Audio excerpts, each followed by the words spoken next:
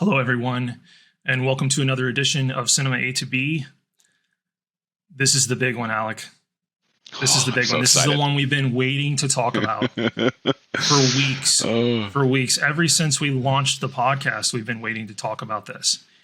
The first season of Andor on Disney Plus. Oh, my goodness. Okay. I mean,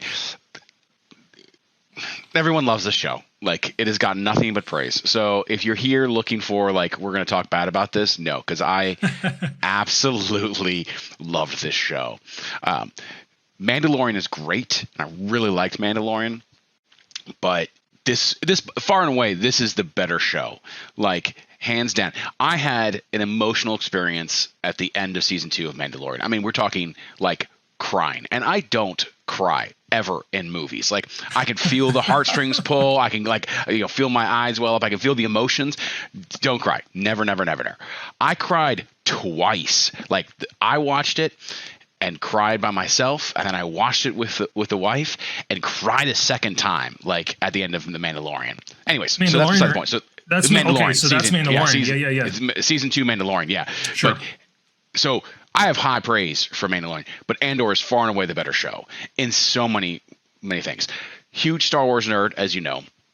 So I love, and this is the period of time I really love. Like, I love the height of the Empire kind of a thing, and we're getting to see non-Jedi. We're going to try to see how the world works a lot, and that makes it so much interesting. We like to see how the bureaucracy works out. We get to see how, kind of the rebellion started. We get to see what day-to-day life is for normal Joes, and things of that sort, and just how terrible it was and what pushes you to then give up your desire for safety, your desire to live well, and actually rebel. And I gotta tell you, so I rewatched the first episode of The Mandalorian, and I rewatched the first episode of Andor, just because I'm like, I remember when I watched The Mandalorian, we'd all come off of the crappiness that is the sequel series, and the first episode of Mandalorian is good, but Andor, like, sets so much up. It's so much more focused on the character instead of the spectacle, and I know with Andor they didn't do the whatever that OLED screen is like they did in Mandalorian and Obi-Wan and Boba Fett and a lot of those. They shot a lot on location for Andor, and it shows like 100%. It shows just the kind of the feeling of into it and that kind of stuff. And I've talked. So before I go too much farther, your thoughts. What did you feel? So this is the best piece of Star Wars. This is the best thing that has Star Wars labeled, slapped on it since A New Hope and The Empire Strikes Back. It's as good. It's as good. Empire to me is kind of the crowning achievement of Star Wars, and tonally Andor is right there, where desperation rules and rules the day, and this behemoth that is the Empire is operating basically unrestricted. You're not really scared of the Empire after The Empire Strikes Back. That's kind of a weakness of Jedi, is you lose the fear factor, I guess. That's there in A New Hope, that's there in Empire Strikes Back. And Rogue One did a good job of that too. But Andor, man, I mean, this is an Empire at their full capabilities to absolutely, utterly ruin your life. Even if you do everything right, they're still going to find a way to ruin you. And I know I've told you this. No, they don't. You're such an insignificant little peon that their systems and regulations just find a way to trample you underfoot. So there's some anxiety watching this show for the major characters, other than obviously Cassian. You have that working against it because he's going to survive. What you don't know is what and who will he lose along the way, which is a strength of the show. But this is really high level stuff, from the writing to the casting. The visual effects are done in such a way that nothing seems like the visual effects team is showing off. Mm-hmm. It's merely there to tell story, which I can't always say. That's a problem I felt like the prequels had, and aspects of Book of Boba Fett was there was just a lot of visual effects that were sort of for fan service, and Andor has none of that.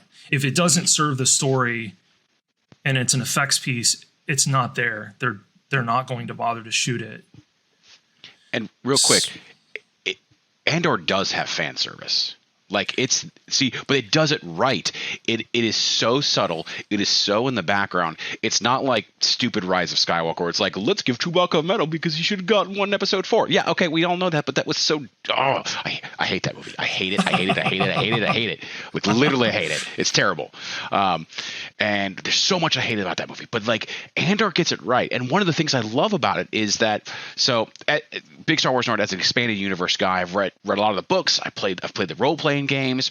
Like Timothy Zahn, when he wrote his Thrawn trilogy, like the thing that kind of reignited the love for Star Wars, I would say, was Lucasfilm said, here are a bunch of the role playing books you can base a lot of stuff. So it had a lot of ships, had a lot of like the structure of the Empire, all these different things that he kind of could pull from. And at first he was like, you're putting me into a box, and he was like, there's a wealth of knowledge.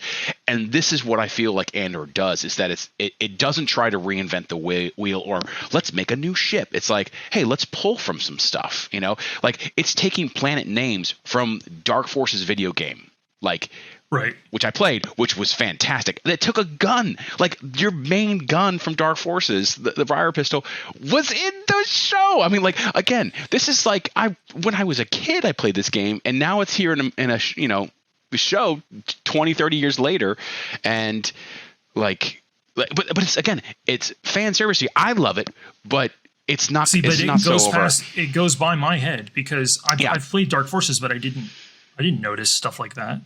Yeah. But I still think it's the best thing I saw last year. Mm-hmm.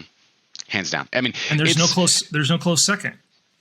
No, it's definitely the best like you said, this is the best Star Wars since Empire. Hands down. I mean, again, I love Mandalorian, but I love how they broke up the series into small little chapters, of like 3 or 4 episodes of we're dealing with this, and then we're dealing with this, and it made it feel like instead of a 10 episode, while it was, or 12 episode show, it felt more like 3 movies, and you kind of move that along, and I really, really enjoyed it. Credit to Disney for distributing it that way.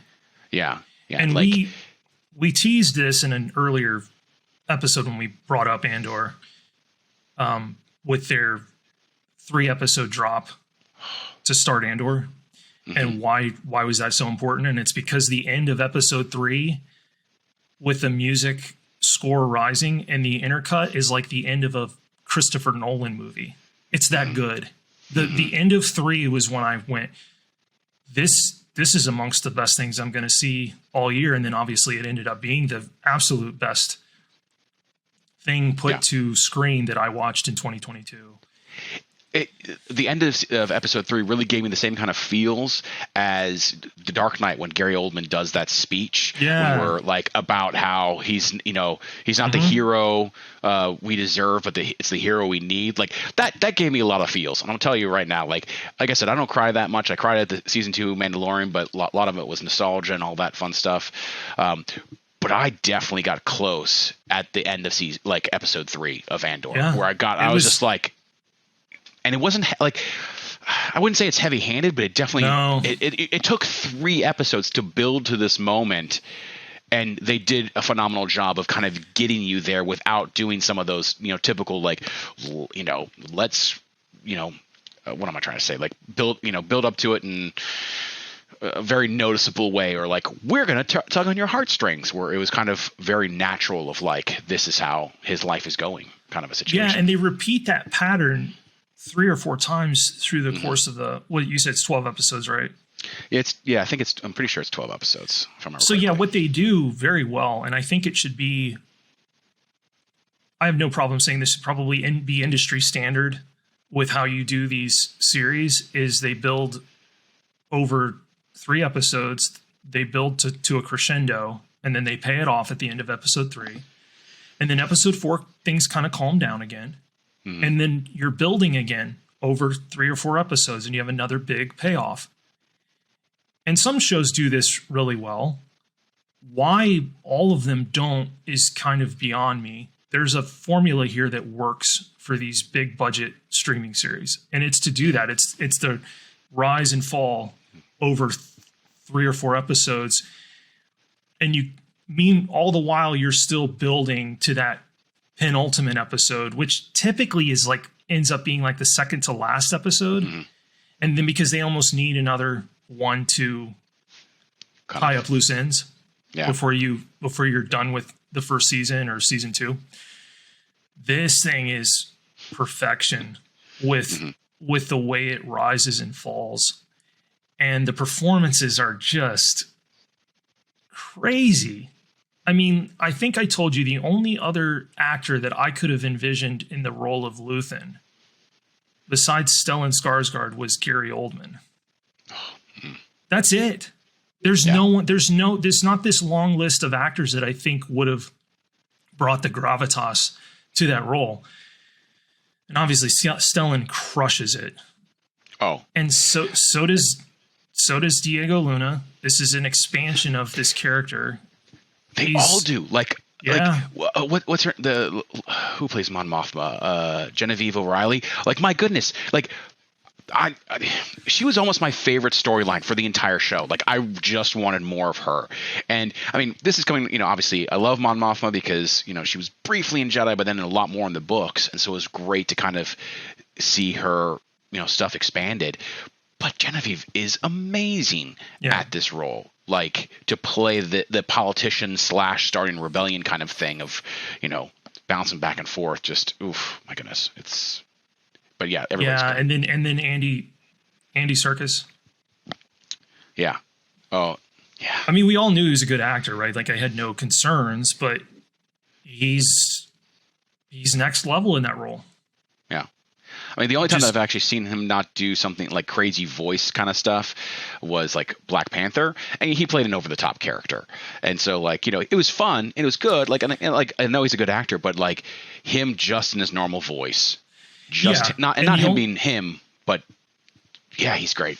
Yeah, he is. And the only other movie that I can think of in recent memory where he's given that opportunity, as well as the Batman as Alfred. That's right. Yes. Yeah. I totally forgot. So he's very, very good in more traditional roles where he's not expected to do the face capture voice work.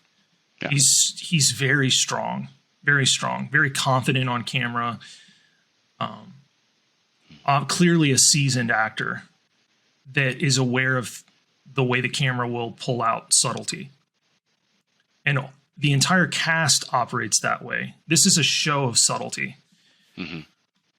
Now, what's the actor's name that plays the kind of corporate guy? Oh, Kyle Soller. I'm, apologize that I don't get his name. The guy who plays Cyril. The one who was part of the corporate sector and then, tries to get in with the ISB. Yeah. Dude's got chops. Yeah. And to play it, like, he plays a hated role. Like, you never really like him, but yet I still was invested. Like, I still was like, you are still an interesting character. Like obviously he's not a Darth Vader or, some other bad guy where I'm like, kind of rooting for him. Disliked him 100% right off the cuff, but I'm still like, ooh, your story is kind of interesting. What we're doing with him, and he plays it to a T. Like, he can play that righteous indignation and woe is me kind of situation, and also trying to play the game to really get back at Cassian or work his way up the chain kind of a deal really well. And the show does layers of what we would define as evil really well. Mm-hmm. Because then you have basically the Empire's version of the Gestapo that is ISB. Operating from a really a place of just, most of them are just trying to be good at their jobs, but they're still evil. Mm-hmm. So not everyone is the emperor. He's obviously pulling the strings and has constructed this monstrosity, but the people under him all have very different motivations, but they're still evil. Which brings me to my next big point, which is this script and story structure is so good and pulls so much from what the original inspiration for the Empire was, which was the Nazi regime, that you could take this entire 12 episodes and put it in Europe circa 1941 to 43, 44, and you would have an award-winning show about rebellion. It'd probably be French resistance or something like that. But it's that good. It doesn't matter what era you set this in. The story is that strong under its own weight. It's merely magnified tenfold by the fact that it's operating within Star Wars. Yeah. And how do I, like, so going back to watching the first episode of Mandalorian and then watching Andor, there's a couple things where I feel like it grounds. Now, again, they're two different shows, two different time periods. But I feel like it grounds the character a lot more, and the world is quickly lived in. Whereas it is in Mandalorian, like the whole opening sequence when he's in the bar, and especially when he kills that one guy with the door, like that's really cool. But there was something with Andor where, like, I was bought in pretty quickly. And I was reading a thing that talked about how, especially like with comparing this with like Obi-Wan or even Boba Fett, where like some of the opening sequences are these large vistas or the CGI, and then you pull back on the character.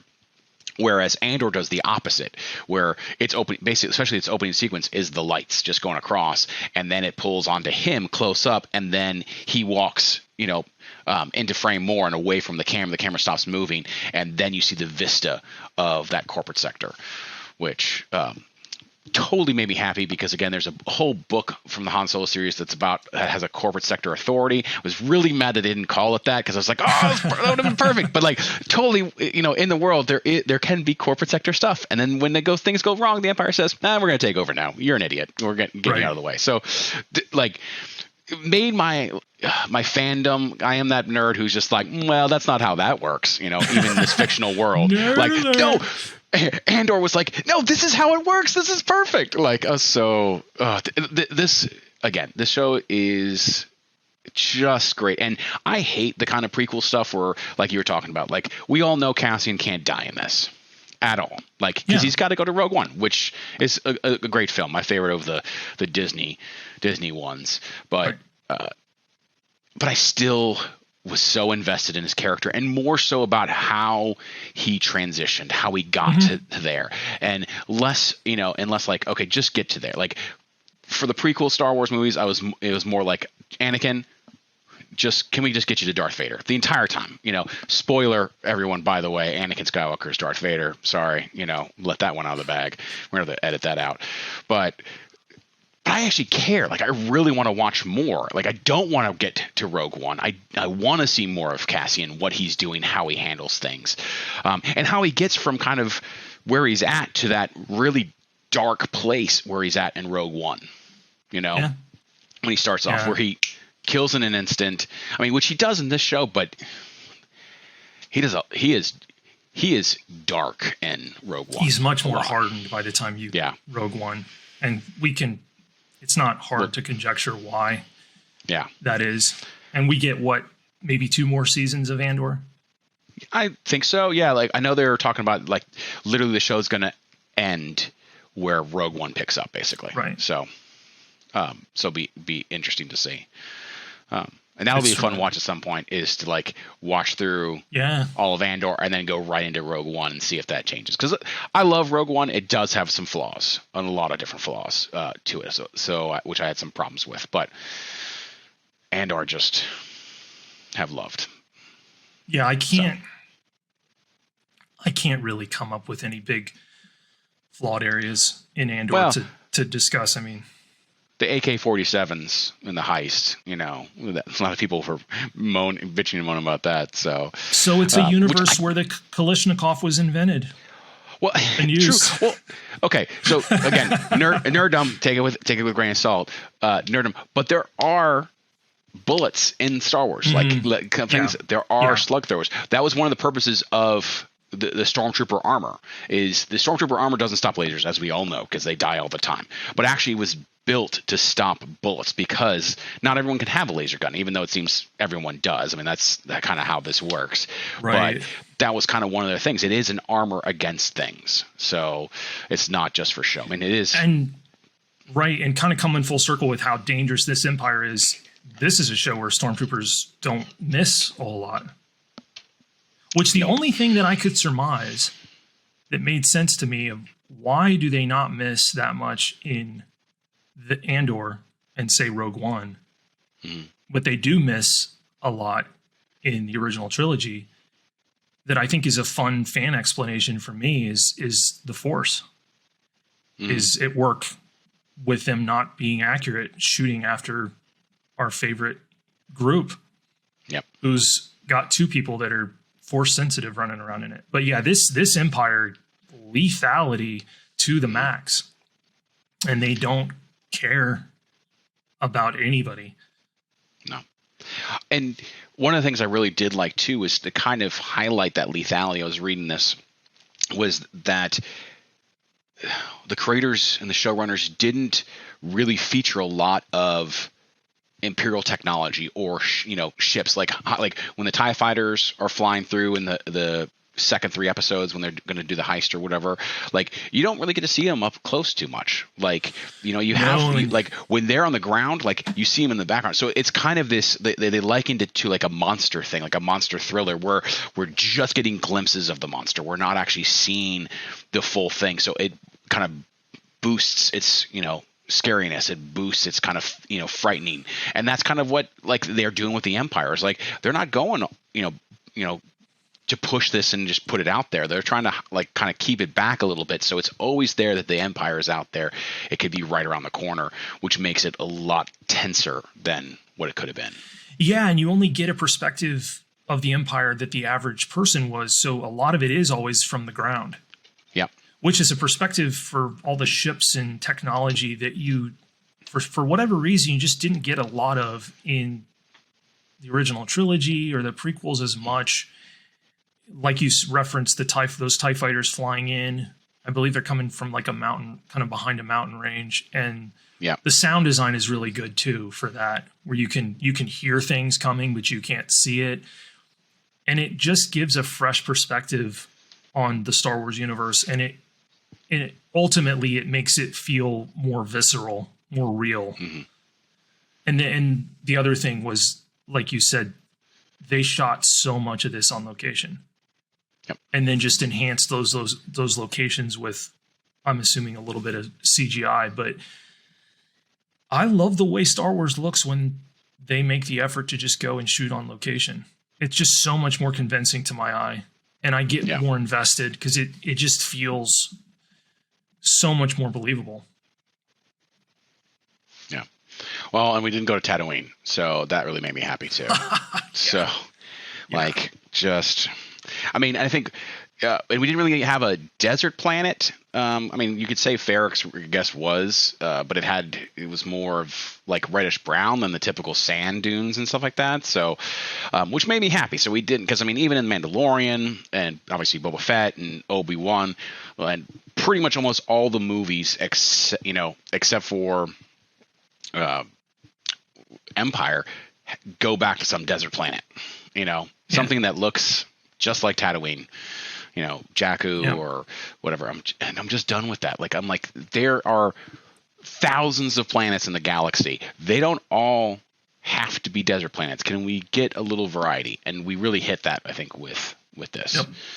The universe has never felt larger than it does in Andor. I will say one thing I really loved too, kind of changing things a little bit, but going back, was the ISB lady whose name escapes me, Dedra, I think was her name. Yep. I loved how they kind of built up her in the beginning as kind of like we were rooting for her because she was kind of the woman in this male dominated like council or whatever, and the playing politics with the one guy who wouldn't share anything, and kind of for me, I was like, you need to go, Dedra. Come on, go. I want her to succeed. And then she does, and she immediately is just as ruthless as the rest of them. Yeah. And just as terrible. I'm like, oh no, I was rooting for you, and I shouldn't have been, and like I liked that. Like that was great. Like it felt kind of like you were saying, like these people are evil, not in the same way the Emperor was, but very much more, I just care about me. And you know what? Yeah. Everyone who's not in this room, like not, who's in my way or is on another planet is meaningless. Like, I don't care. I'm all for the power dynamics and the power struggle of getting as high up as I possibly can in this. And that was a lot of fun. Again, it's not evil in the same way that the Emperor was evil, but it's still evil. And it has direct consequences on the lives of other people. And this is much in the same way that under the Nazi regime, people were evil. Even if they didn't have a direct hand in what was going on, they still, their motivations don't forgive them, don't absolve them of being a part of something that's heinous and dark. So yeah, it's a much more layered, nuanced empire than I think we've seen in a lot of content, with the different motivations for people that are under that imperial umbrella. And Dedra, really interesting character, very, very strong performance. Denise, it's either Go or Goff is the actress that plays her. And Denise, Go. We apologize, Denise. If you ever watch this, we're really sorry. So sorry, Denise. But we think your performance is extraordinary. Yeah, fantastic. Amazing. Well done. You made me hate you and care about you at the same time. Oh, yeah. Well, yeah. So, oh man. Like, I want more of this. I want more Star Wars that's not Jedi and the Force. I know I'm probably not in everyone loves the Force, loves Jedi, something like that's why we watch it. It's the magical portion. It's the the wizarding stuff. I could care less. I mean, sorry, that's not correct. I mean, I could care less because I do care about that stories and I do really like that.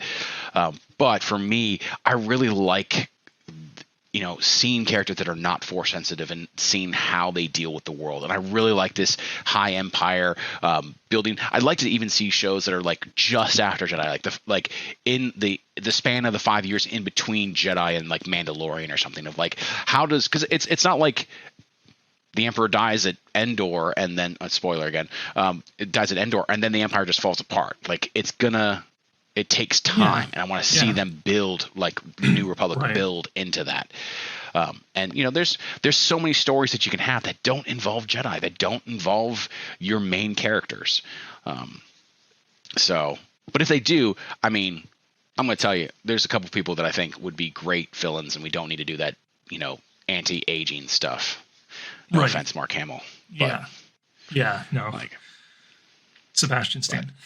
Yeah, 100% Sebastian Stan. And I think Alden from Solo, playing Han Solo, I think he did a fantastic job. I think that movie is so underrated. That cat gets so much unwarranted hate.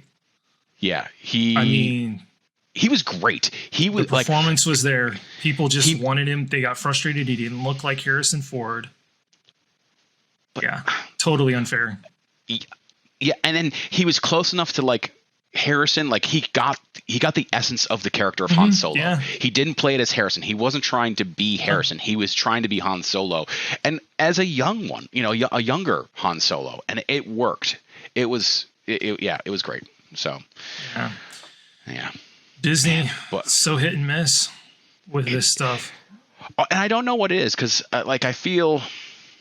Because there's been lots of talks of like Kathleen Kennedy having too tight of a control on things, or trying to push certain agendas or certain storylines and stuff like that. I know, reading that she and Jon Favreau are kind of in beefs right now, at least supposedly in beefs right now over whatever. I don't even know if that's true or not. It's so hard to confirm or deny any of that. Yeah.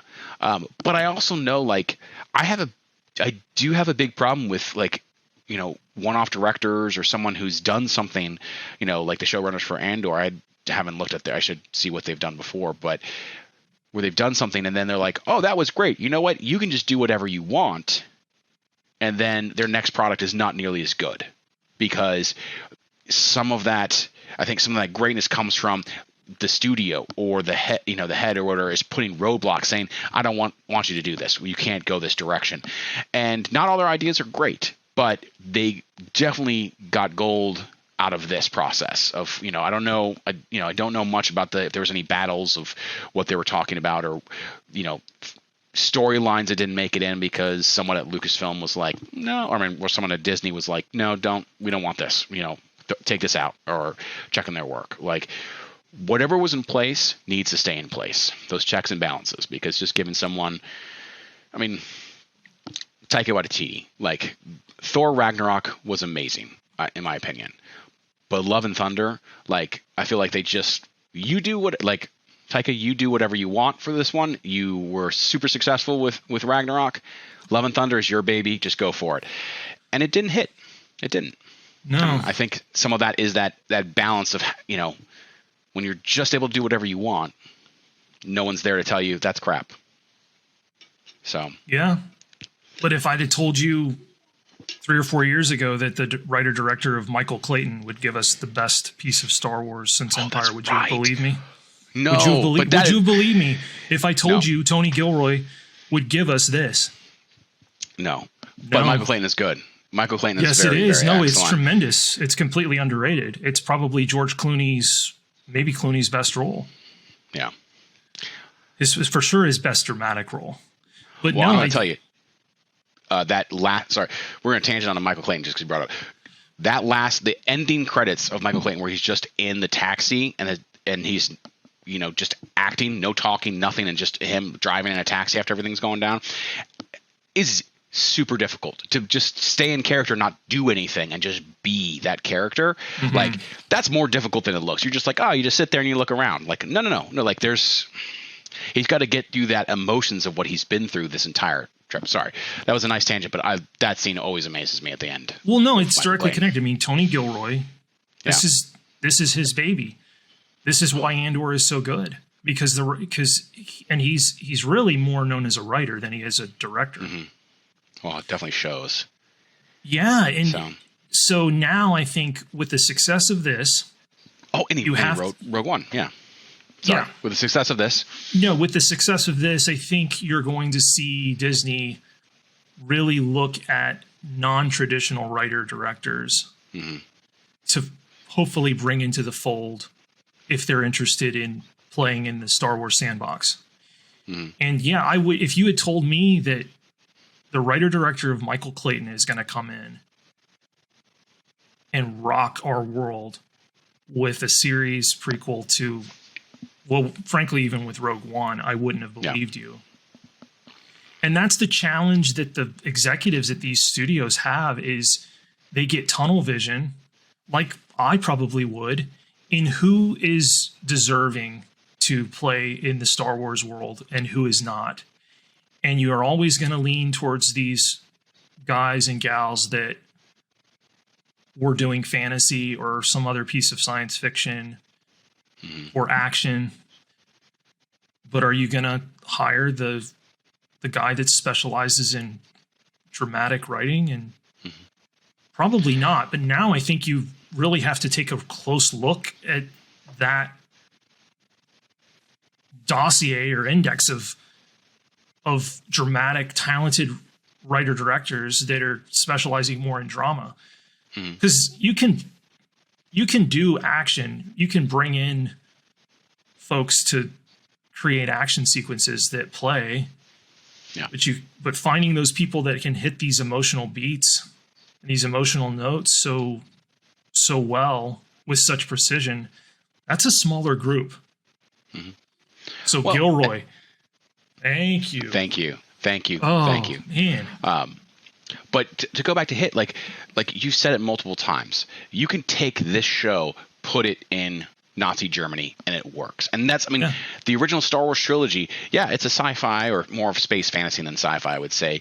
But like the story doesn't need to be in space or in this galaxy far, far away. Like, it can actually be, you could take that out and kind of plop it down in a lot of different areas and still have a good story.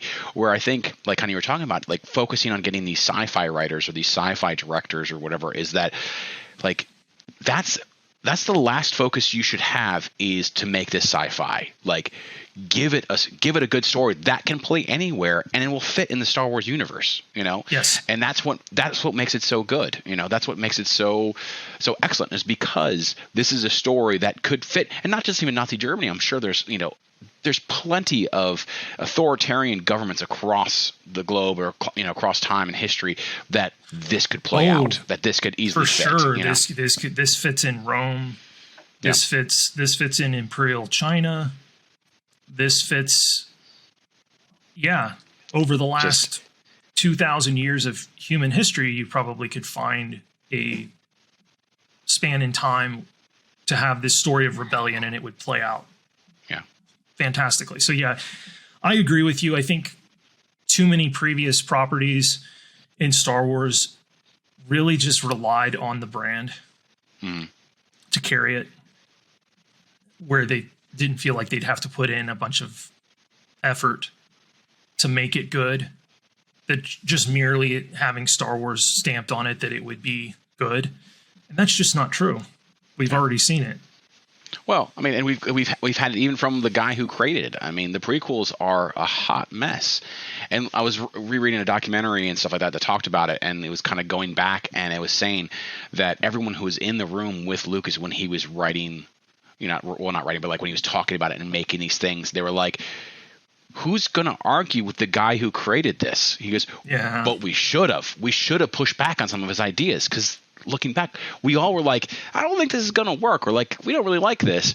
But you have George Lucas. I mean, this is his world, his universe. Like, you don't say no. And I'm like, but you do. I mean, he doesn't really want to direct him anyways. Like, I mean, he kept trying to push off the, being a director in the first, trilogy. So I think, I don't know, just, you got to have that people who push back and be like, I don't know if I agree with you. So. Yeah, it's an extraordinary piece. Do you have any parting thoughts as we move off of, looks like an expanded episode on Andor, but I'm okay with it. We had a lot to digest. It's a fabulous piece of television and something we call cinema. It's extremely cinematic. In fact, I wish they would have released these in theaters. In 3 hour chunks, 3 hours an episode, tied together, and throw it at the AMC and the Regal. Mm-hmm. I'd do it. I would immediately sign me up.